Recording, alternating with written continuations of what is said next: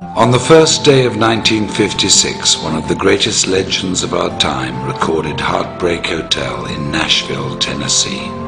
His name was Elvis Presley, and this, his first hit, officially introduced him to the American national music consciousness. The song was inspired by a young man who died an untimely death and evoked the last words, "I walk a lonely street." It was a song that would serve as the definition of a generation of music unlike anything the world has ever seen since.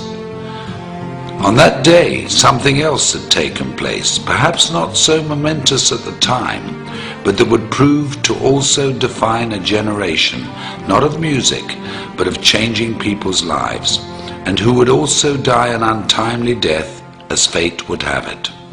On January the 1st, 1956, in a gritty little neighborhood tucked away in South Los Angeles called La Mirada, Mark Hughes was born. His life was fairly unremarkable. Born to Joanne Hughes and raised by her and Stuart Hartman, whom she married, Mark was probably reared much like many of us. Mind your manners, be responsible, keep your elbows off the table, make good choices.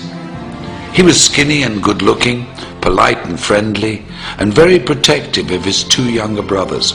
The quietest of the three boys, he'd inherited his mother's good looks and Stuart's focus and intensity. Like many families of the day, Joanne and Stuart moved the family to Camarillo to try to provide a better life for them, to build a future and keep the family safe. And like many other families of the day, their not-so-picture-perfect marriage fell apart and resulted in a divorce that would change the family forever. Mark's childhood was like many in the growing suburban community: school, day trips to the Channel Islands, bicycle rides and fishing outings. That all came to an end after the divorce, and Joanne began to chase her youth, trying fad diet after fad diet. It was a scary time for Mark, and when Joanne became sick in 1969, when Mark was just 13 years of age, the family returned to La Mirada.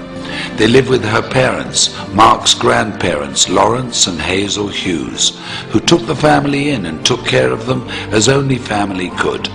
But despite their best efforts, and with Mark's never-ending grief, Joanne died of complications from the deadly combination and steady use of weight loss and sleep aids. Mark was only 19 years of age. It was then he decided he would make a difference in the world, with his mother as his beacon, and the goal of preventing what had happened to her happened to anybody else.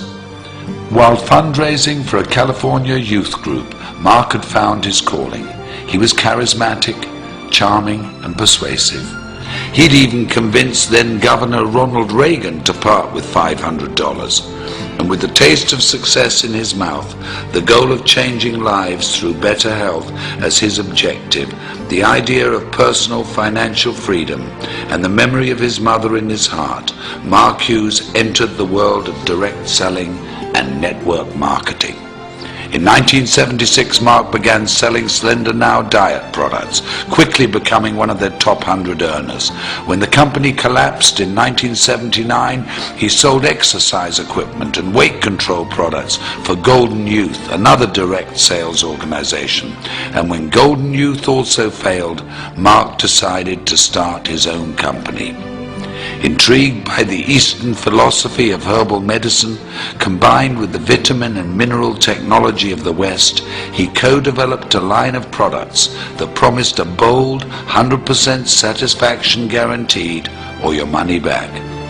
At 24 years of age, Mark Reynolds Hughes, having taken his mother's maiden name, introduced Herbalife in the United States and single-handedly rewrote direct selling history. Unremarkable turned quite remarkable, if you ask me.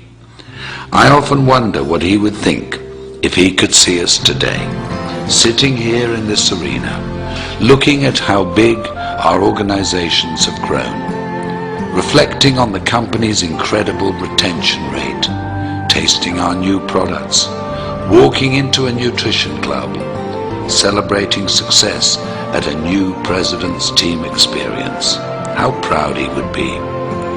How incredibly happy we would have made him.